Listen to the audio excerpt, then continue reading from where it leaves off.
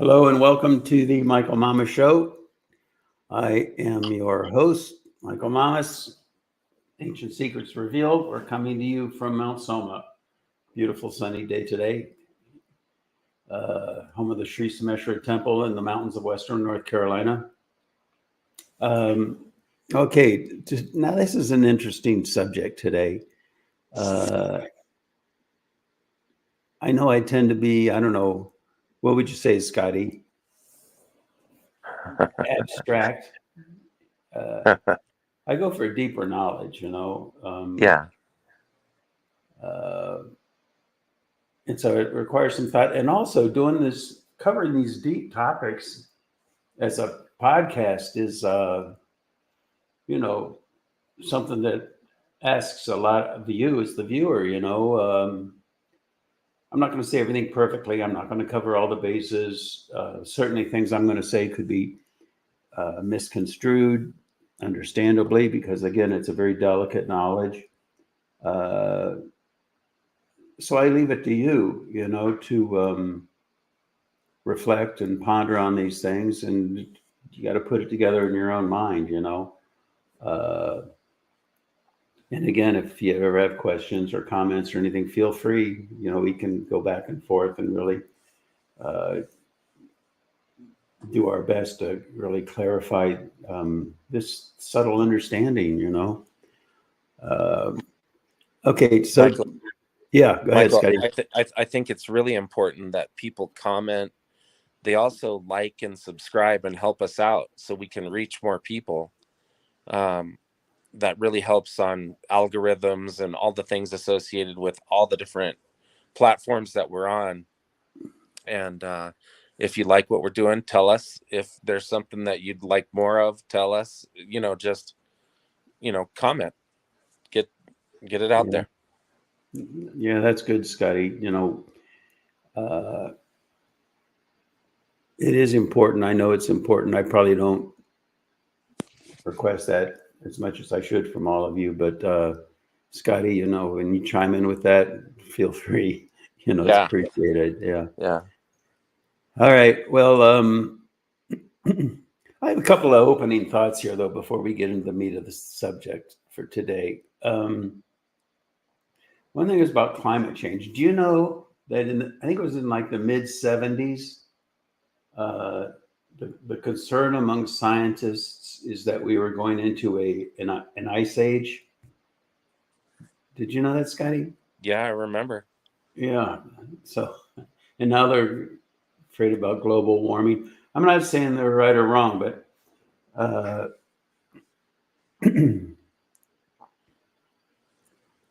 there are some factors. I think that's one factor to consider. How long ago was it they were thinking we were going into an ice age, and it's a multivariable equation, and there are currents that go across the planet, and so some areas are abnormally hot for a while and abnormally cold for a while. So if it's abnormally hot for a while where you live, it doesn't mean necessarily global warming, and if it's cold for a period of time, doesn't mean that an ice age is coming. And one other factor I think it's important to consider is that the political winds, they blow things in a direction that they do. And right now, if you want to get government funding, and actually it always goes like this, if you want to get government funding for a grant to do research at a university in whatever field, and right now global warming is the hot one, no pun intended, I guess. But so if you are a researcher that wants to try to refute global warming, you won't get funding. Just something to consider, and expand that out to all different fields of knowledge, and it's been that way for a long time. So it's not just about global warming in that regard. Anything else on that, Scotty? Well, there's a couple of articles that just came out last week that are showing, I don't know if you remember a movie, I think it was 2006 or whatever, where everything froze like almost overnight. They're, No, I they're, didn't see. they're the day after tomorrow, I think it's called, or something like that. But anyway, Yeah. NASA and so these two other agencies just came that there's a bunch of because the polar ice caps have been melting. That's one of the precursors to the next like mini ice age that could be happening, and they're looking at all those currents. So it's a pretty interesting article that we can maybe link in Yeah, somewhere. you made me think of this. I guess there's a politician in New York, I think, that is suing the largest beef producing company in the nation because you're saying that all the methane gas that gets created and that is causing global warming. Yeah. And there's an interesting thing because some time ago, there was a research scientist. I can't remember where I saw him on the news. I think it was on the news. And he was saying that, in fact, if you look at the big picture, the cattle are actually helping the climate. They're not hurting it. Did you see that, or are you aware of that, Scotty? Yeah, no, I'm aware. There, it's the hard part is like you said, it's such a multivariable equation that Yeah. who's looking at the right data, who's looking at all of these factors, and you know what I mean, and able to put it into something. I don't think anybody is. They find channels of Right, things. right. Yeah, that's right. Oh, so the next one, modern physics. I was a physics major. My brother has a PhD in physics. Um, but the whole thing is a fiasco. I mean, they did some great things. I mean, uh, obviously, but as far as their interpretation of the structure of existence and stuff, they have a lot of great formulas and a lot of great principles, no question about it. And these guys are brilliant. But the big picture, um, they don't really get. I mean, um, for example, uh, the Big Bang. Uh, a lot of these guys, Oppenheimer and Einstein and Schrodinger, and the list is long of these big name modern physicists.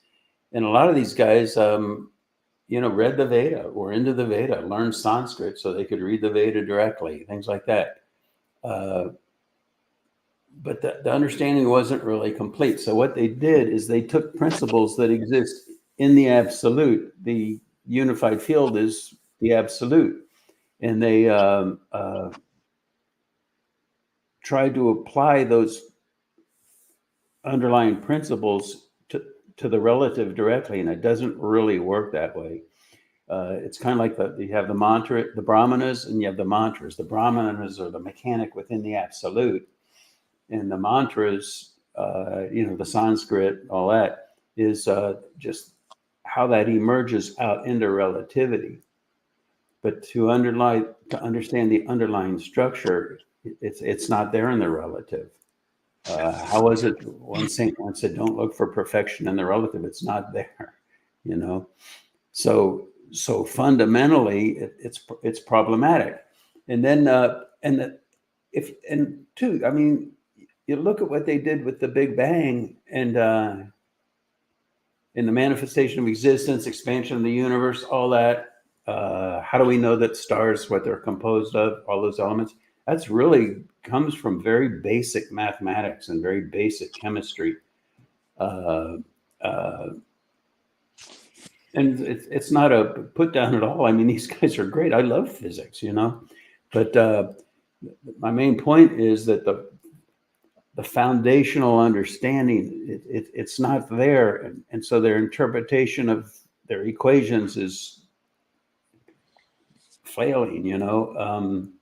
Just like Schrodinger's equation. The Schrodinger's cat, the famous intellectual theoretical experiment.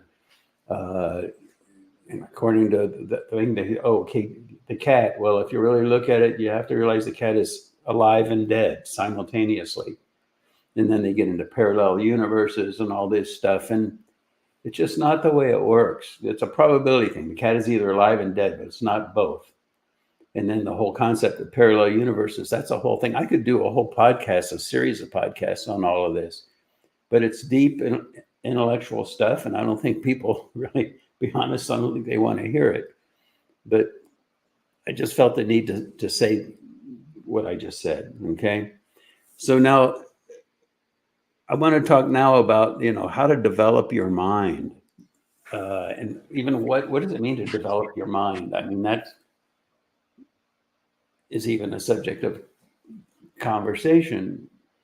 So fundamentally, the idea is that at the depth of your being, you're divine, and you are, or as they would say in the Christian, you are one with God. And so there's an underlying basis of existence, that unified field, that Brahmana value which exists within the absolute, that creates structures as they emerge into relativity. And those structures are fundamental to the structure of everything, including us as individuals, including our mind. But as it wells up through relativity, you see, that's why they call it relativity. It's relative, it's not absolute. And so when it wells up through relativity, all sorts of different distortions, if you will, can emerge. I think one way, I was trying to think of a good way to illustrate this, and it's kind of like a piano, learning to play the piano. First of all, is the piano in tune? And you can compare that to, okay, you got the Brahmanas, you got the fundamental underlying structure, then you got the mantras, the Sanskrit syllables, the fundamental building blocks of existence. Oh man, that makes me want to talk about subatomic particles, but never mind. So you have the fundamental building blocks, but even the way those are brought out, it's kind of like with the piano. Is the piano in tune? Is the chanting of those mantras, is those syllables, is the chanting correct, or is there distortion by virtue of accent or poor pronunciation for whatever reason? And that all starts to get to liken to, right at the very fundamental basis, piano's not in tune.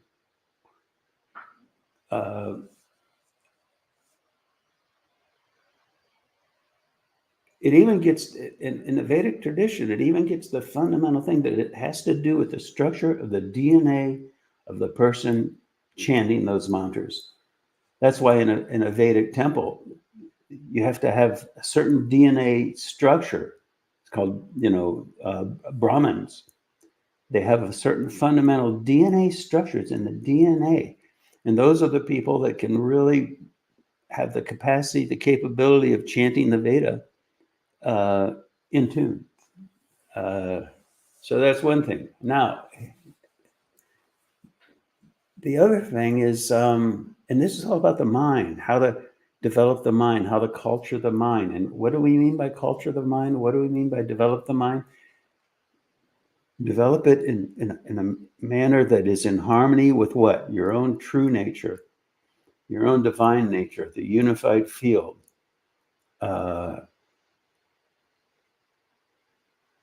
And so what we're talking about is how to do that. In other words, the Brahmana value, and then the mantras, and that structure welling up in harmony and integration without distortion, without compromise throughout your being.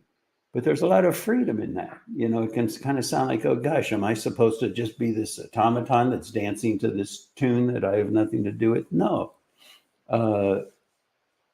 It's just like with the piano. If you want to play piano well, the piano's got to be in tune, but you are free to play your own music. But now it goes beyond that too, because, there's that one movie, I got a kick out of it. I don't know if you're aware of it. It's got Buckaroo Banzai. I talk about it from time to time. Oh, yeah. There's a guy, he was a rock star. He was a brain surgeon. He was a 007 saving the world, and just, the list went on and on. We're not Buckaroo Banzais. In other words, we all have physiologies that are unique to us. And some people are great dancers. Some people are great intellectuals. Some people are great musicians. Some people are great artists. Some people are great mathematicians. I mean, and it has to do with your own unique nature, you know. And with respect to the piano and playing a tune on the piano, that would be likened to like what perhaps, you know, what key are you playing in? Your physiology is naturally aligned with a particular key.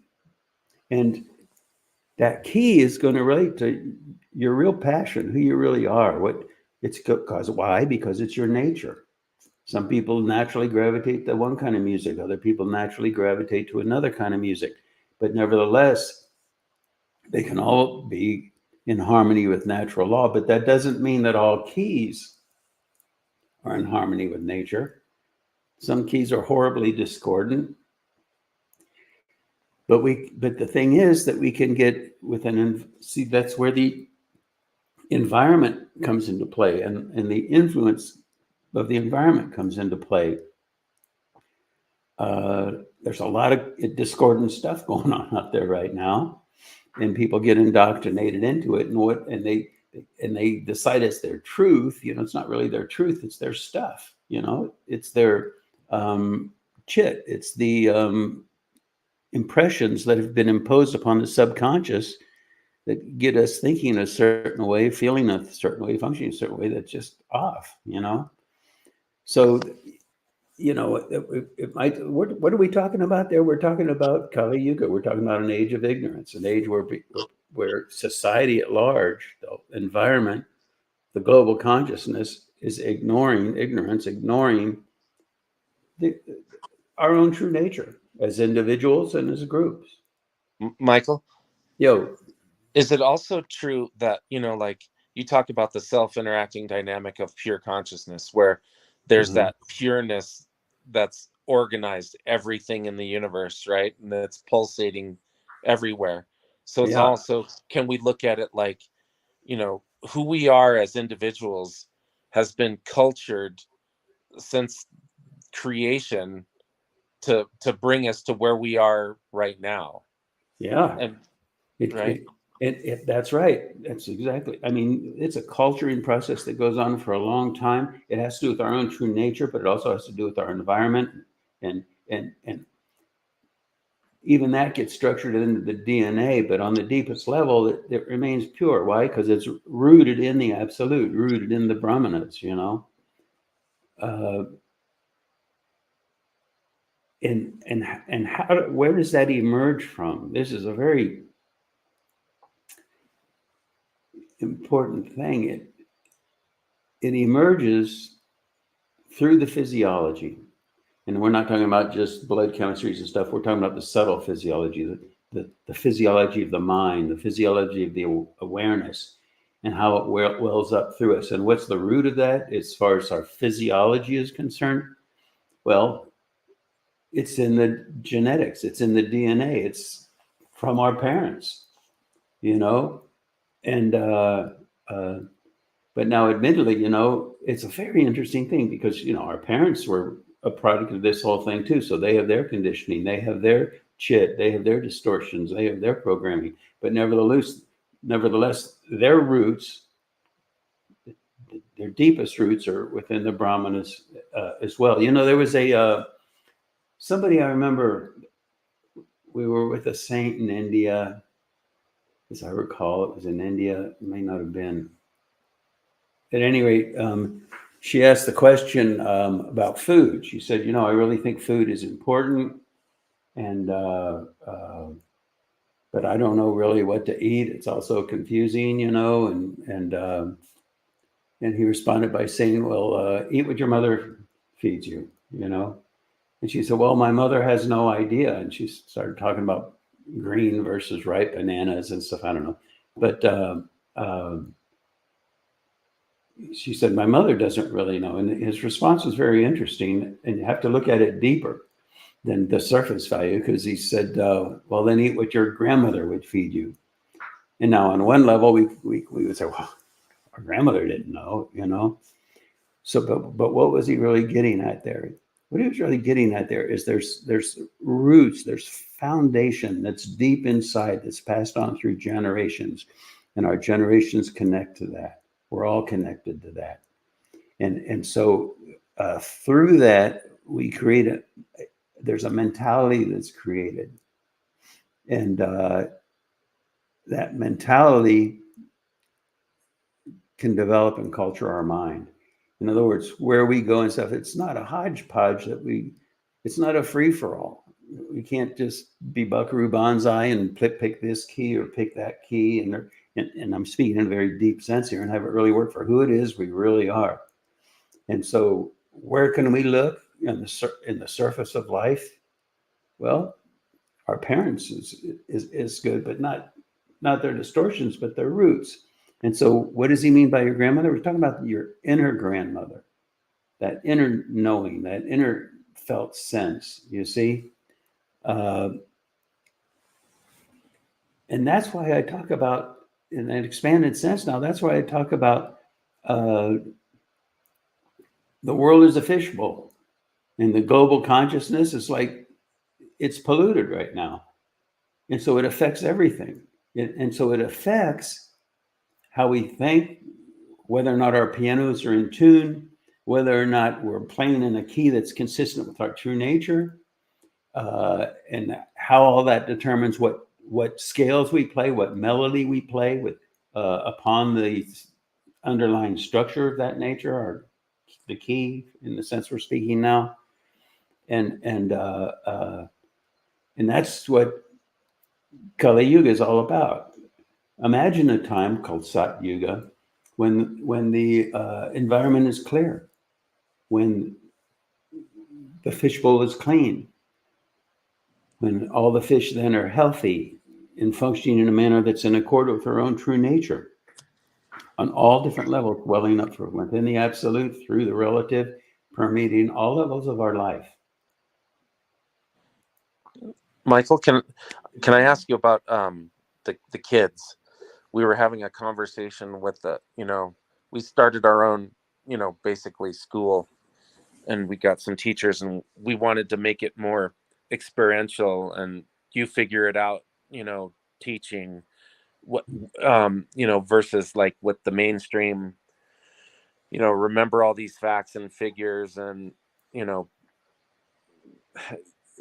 do you think that one is better than the other, or do different individuals resonate with different types of learning, or what do you think is, can you comment on that in terms of what do you think would be the right way to go? Yeah. For sure. But now and see, that's a very interesting and important thing, because to teach, particularly to teach a group, which is good and important, there's going to be a structure that's provided. And then within healthy parameters, you can encourage kids that they have to find their own way of working with that and relating to that. I remember once I was in a physics class. I was a good physics student, so there's we had one of the big halls with what they call that auditorium with the descending seats, and the professor was up there lecturing on some principles in physics. And I was a good student. He knew I was a good student. So some question came about in it, and he looked at me, and I just shrugged my shoulders. Why? Because it's not the way I learned. I would listen to his lecture, let him talk.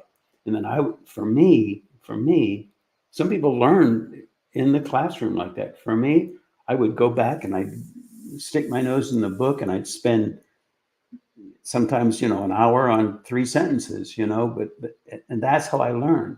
But it was in relationship to the teaching methodology, but I learned my own learning methodology that interfaced with that. Does that make sense? Yeah, sure. Yeah, but and the real question is how do you bring about a structure? Because there's so many individual ways of learning. How do you, put together I something? think that's the point. Is it's not about finding that one structure. Just the classic approach is even good, but but at the same time, having allowing the student really to interface with that in a manner that's consistent with their own nature. And they have to find that on their own. And the main way to do that is if they need encourage them to be passionate about, figure this out, understand this. If it's not being said in a way that works for you, then you have to figure it out. I took another course. It was a chemistry class, and the textbook was horrible, and I couldn't understand it. And I finally figured out this textbook is lousy. So I went into the library and pulled out another textbook for the same course. Great. Made it all clear. I later found out that the textbook that they were pushing was written by the husband of the professor or something like that. So the point is that at some point the student has to choose to dig for it. And we're there to facilitate and support them in doing so, as opposed to spoon feeding them as exactly trying to tell them how their mind works. A huge part of education, the biggest part of education, is helping the student discover how their mind works, how it works for them. And all this, it all relates to, playing the piano too, as far as that goes. Some piano teachers teach, memorize these fingers at this point at this time and just memorize the sequentiality. Some students do better to actually, understand the chord progression, understand it conceptually, and then dance on that, and then take on the freedom within that, as opposed to memorizing this finger goes here, that finger goes there. There's so many ways to go about it, and it's highly individual, And that's what we're talking about when we talk about developing your mind. And that's why, see, enlightenment, it was a pundit made this comment to me once. I was talking to him about it, and he said, enlightenment is the easy part. Because once you're enlightened, you're awake to that deepest level, fully awake to it. Maybe you could, let's just leave it there. I was going to say piano in tune, but just because you're enlightened doesn't mean you're a Brahmin and should chant Veda in a temple, but nevertheless, your physiology is in tune to the depth. We all sense it, we all feel it, and we're all passionate about it. That's what religion is all founded upon, really. But in the state of enlightenment, it's like it crystallized deep within you, for lack of a better way of saying it. But still, I mean, like has been said, an enlightened person still has a body of mud, and then there's that, and we're talking about Brahman consciousness there. But what we're talking about when we're talking about how to really develop the mind is all those other levels to transform it from a body of mud to a body of crystal, and the greatest way to do that, the most powerful way to do that, is to have the good fortune of being born into a family and an environment that supports that nurtures that feeds that embodies that. Very rare, in Kali Yuga, in the age of ignorance, but they do exist. And I've met some people like that. And it's really humbling. It doesn't mean they're enlightened, but it means that they've cultured their physiology, their life, their personality, the key that they're playing in, the music that they're playing, how they go about learning. All that has been cultured in a very exquisite way. And that's all based on, in the Vedic literature, that's based upon the Shastras. It's based upon the Upangas, the Shastras. They're kind of like little signposts, or they call them rules sometime, but guidelines maybe is a better word, or just support structures, or insights. Normally it's called their rules, of conduct. But see, that becomes so confining. I used to tell people that if you try to obey every single thing in the Shastras, you don't end up enlightened. You end up going insane. I mean, there's just so much. Uh, so one principle that my teacher used to say is meditate, just meditate and act, you know. And then he would say, don't do what you know is wrong. And he said, even if you think it's wrong, just don't do it, you know. And so, but imagine living in an environment where the water in the fish bowl is clean, where the environment in your home is clean, where the understanding, even if the people in the family, in the environment aren't enlightened, we all have different environments that we become cultured to, that we become, that we start to resonate with. It starts to determine how our mind functions, how our emotions function, what our relationship with the world is. And imagine how fortunate it is. And again, I've met people like this who they were brought up. I'm thinking of this one couple that lived in a small village in South India, you know, and outside of Hyderabad, as I recall. But at any rate, they had it. You could feel it. You know, you could feel it. And so, bottom line, you know, protect your mind. You know, we have common sense. Common sense is that feel, that underlying feel that is common to all of us. When we can sense, we can rest into that and pay attention to that and realize that it is there. And maybe what our friends and relatives, perhaps, you know, are telling us, and even the passions that we've been indoctrinated into, uh, may not be that. Uh, and that's how you find your passion, is to look beyond the indoctrinations, because it's not really you. And to be careful in the friends you choose. Uh,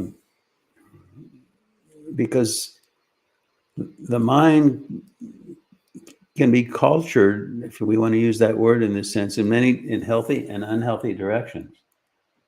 But we want to culture our minds and our awareness in a healthy way. And that, you know what they talk about, okay, a Brahman consciousness, that full enlightenment, they call it. But then there's a whole other level where it's called immortality. And what that means is when all these different levels are integrated and functioning in harmony with the depth of your being, not with the subconscious and what it's telling you the depth of your being is, not your issues that you just feel are your truth, you know.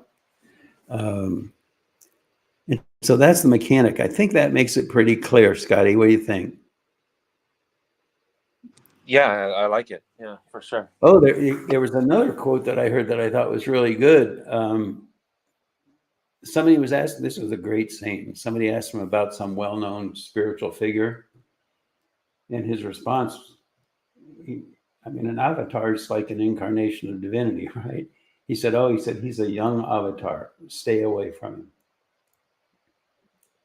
Now, hang on a minute. You know, if the guy's an avatar, it's good to be around him. So, but what does he mean by a young avatar?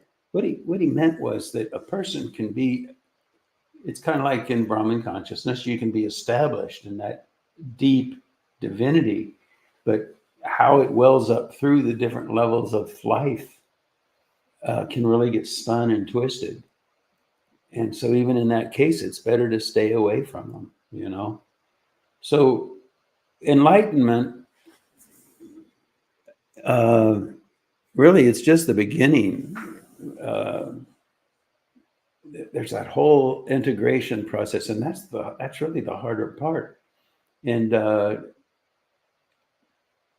living in a healthy culture, be it your home culture, family culture, community culture, what have you, facilitates it. But the main thing is that transcendental value that's established in the depth of your being, as that gets stronger, and it's not resisted and it's welling up by some conditioning that's keeping a cap on it, but where it's facilitated to well up through, that's how you spontaneously live in harmony with nature. you see. But just because you're enlightened doesn't mean that the culture you've become accustomed to and imposed upon, it's still a body of mud, and body not in just the sense of the physical body, but the whole body of life, you see. All right, I think that conveys it, huh, Scotty? Yeah, I think that does. All right, everybody. Thank you very much for listening. If you have questions or comments, please, by all means.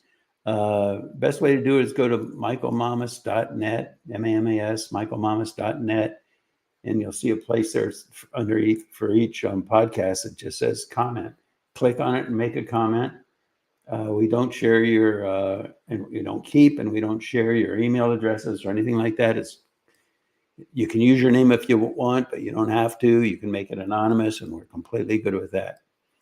Okay, thanks for listening.